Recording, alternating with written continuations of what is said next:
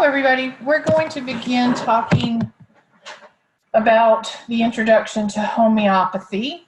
Homeopathy was something that I learned about several years ago in a workshop for general wellness, and I was extremely intimidated by it. So for a couple of years, I didn't do really anything with it. But try to learn more. So I spent a lot of time learning, trying to understand it, make sense of it before I would even sort of discuss with anybody else that I was learning about this. Not because I was embarrassed by it, just because I didn't get it. I really didn't understand it. I had my essential oils handy, and that was sort of my modality. Now I incorporate both into a lot of the work that I do, and you won't hear me talk a lot about the details of it in the well-oiled canine group, just because there is a fair amount of education that I think needs to happen, and I don't want to just throw out names and terms like a lot of people do and then hope for the best with someone trying to use the stuff. So as we go, we will learn a little bit more in depth so that you can use this modality wisely in your own care and in the care of your pets.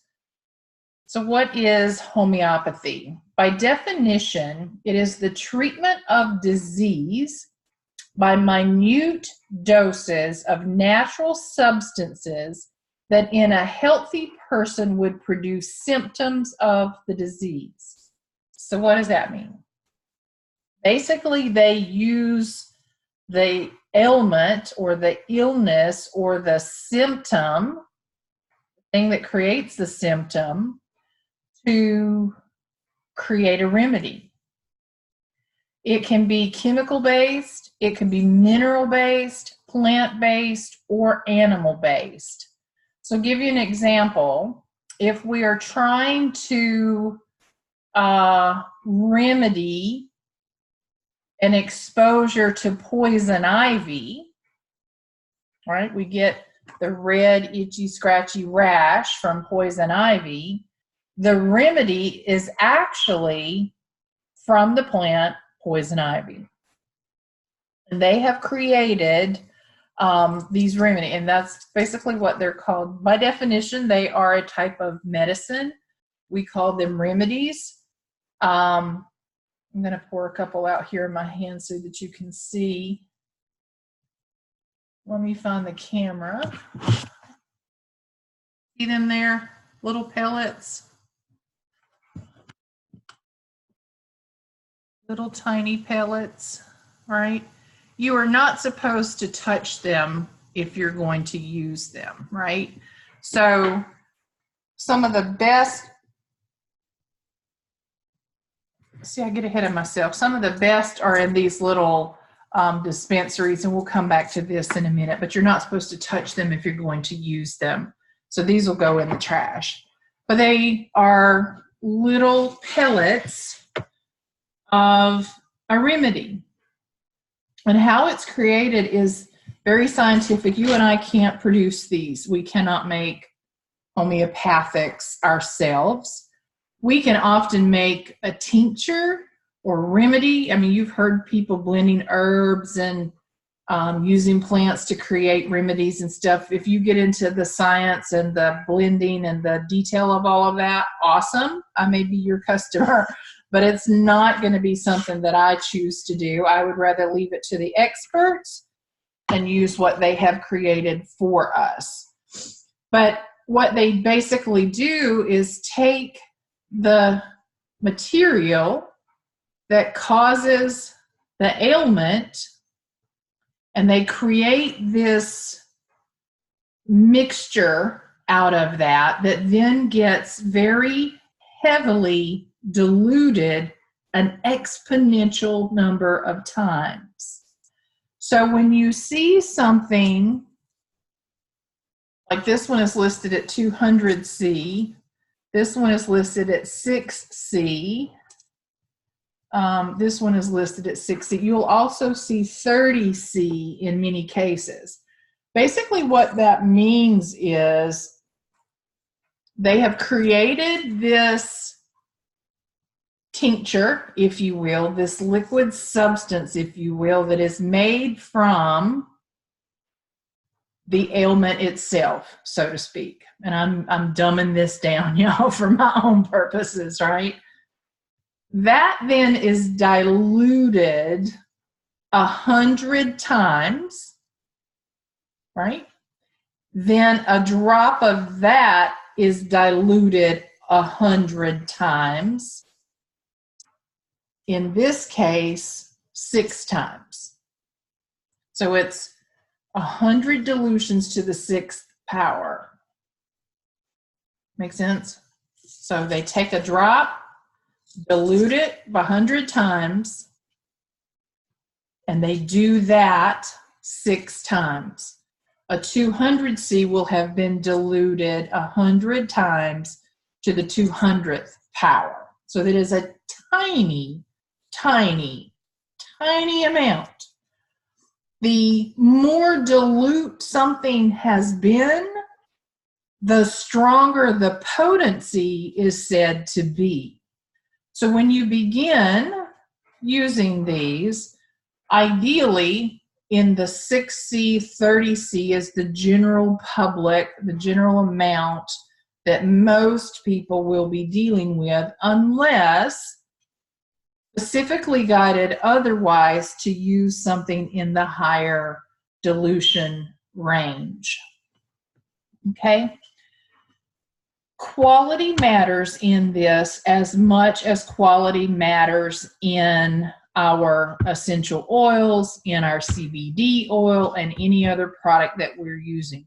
We do not want to be dealing with products that are done poorly, that are potentially contaminated with whatever other substance or whatever methodology they've used to do extractions and dilutions. So quality absolutely matters. There are a couple of really good companies that are sort of the sort of top of the line, if you will. One is Boron, B-O-I-R-O-N, Boron. And they make these little, they look like little chapsticks, little pellets are in there. And the convenience of them is they have these little caps. I don't know if you can see this, but when I twist it, the little pellets fall down. You see the pellet in there? The little pellets fall into there. And I can make that go back in if I've dropped out too many. See, the pellet's gone now, and I didn't even open it. So if you're trying to dose out 3 little pellets, for example, these make that super easy. Washington Homeopathics is another good brand. This is my kit. This has 100 different remedies in it. They come in these little vials. These are harder to not touch. These are much harder to not touch because they're just open in there. They don't have that little dispenser. So I usually use a very long tweezer to get that out and to drop it on the tongue.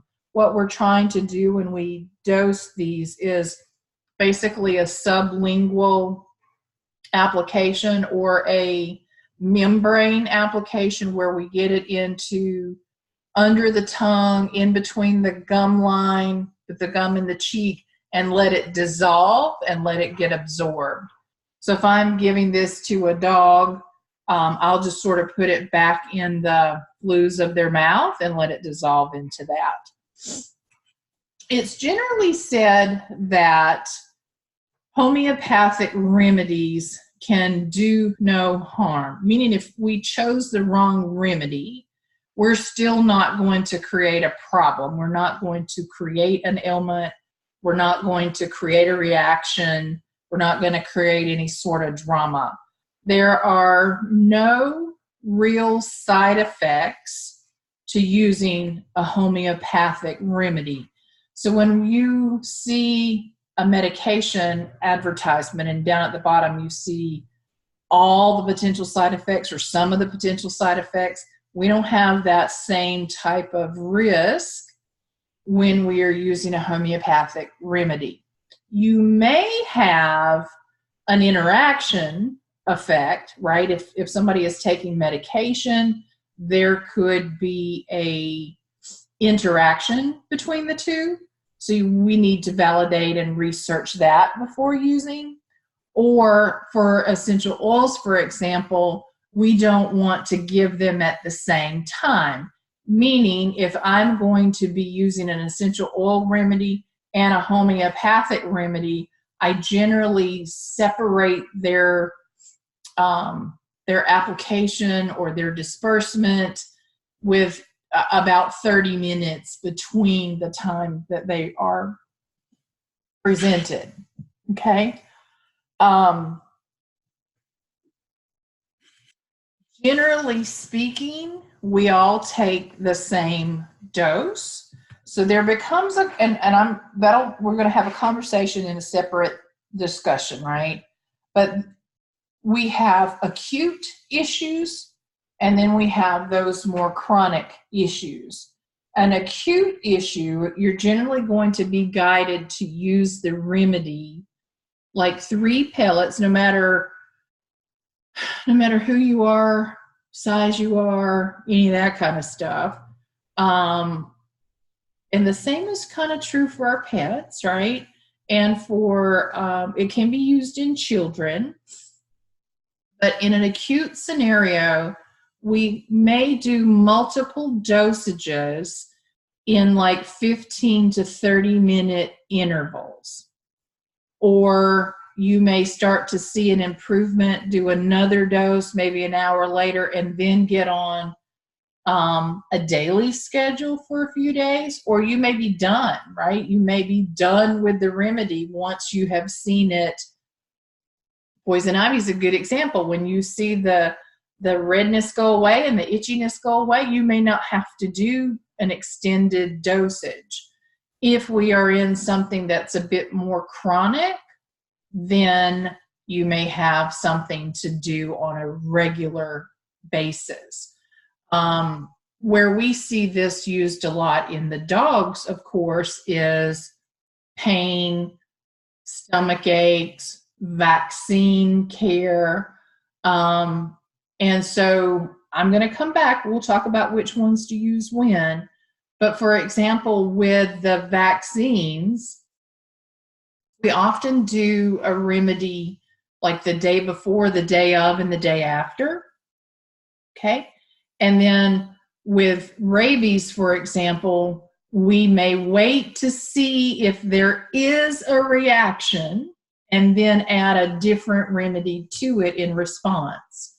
There is basically no reason to say we've waited too long, right? If we believe it is connected to rabies vaccinosis, for example, then I could give that remedy pretty much at any time after. You will also hear, and this comes up periodically, there's a remedy we talk about where we say things have not been the same since whatever took place. And I was reading a situation recently about a dog that was having some tumor issues, and they basically tied it back to said the dog has not been the same since grandpa died. The dog was in grief. And so they looked for a remedy that applied into that scenario. Tumors went away, dog got healthy, went on about its business. And these are sort of one-time dosages, right? They're sort of one-time things in some of these cases that we see a response take place. That thought prompted me to go back to the discussion of when we talk about the remedy being basically the ailment, right? And again, I'm dumbing this down. But if we're looking to resolve poison ivy, for example, what are we using to remedy that? And it originated with poison ivy. right? It originated with taking the plant that creates poison ivy and making a remedy from that, okay? So you have heard me say this many, many, many times, and you'll hear me say it many more. Like supports like, and that is a foundational premise of homeopathy, that we're taking the thing that is problematic and using it to create a resolution. So we see that sometimes show up in essential oils, in Chinese medicine, in other areas, but keep that term in mind, like supports like. And when we're thinking about homeopathy, also keep in mind, hasn't been the same since what, right? There are some things that we can do if we don't really know, but we tie it back to sort of a time frame or an event or a procedure or an emotional trauma or whatever those things may be. We can then start to look at how to leverage homeopathy for resolution. Okay. I'm going to post a video. I'll try to find more than one, but I know of one where it talks about farmers who are using homeopathic remedies in like cattle drinking water and dairy cows to manage mastitis, right? And basically finding a better result, a more effective result than using an antibiotic at a far more affordable price. So homeopathics are not terribly expensive, but they can be extremely beneficial as an alternative to more traditional medicines. There is a book. It's kind of a beast of a book. It is not a reading book. You don't sit down and read chapters on it. This is the Homeopathic Materia Medica. So remember the spreadsheet that I talked about, and I call that my oils Materia Medica, right?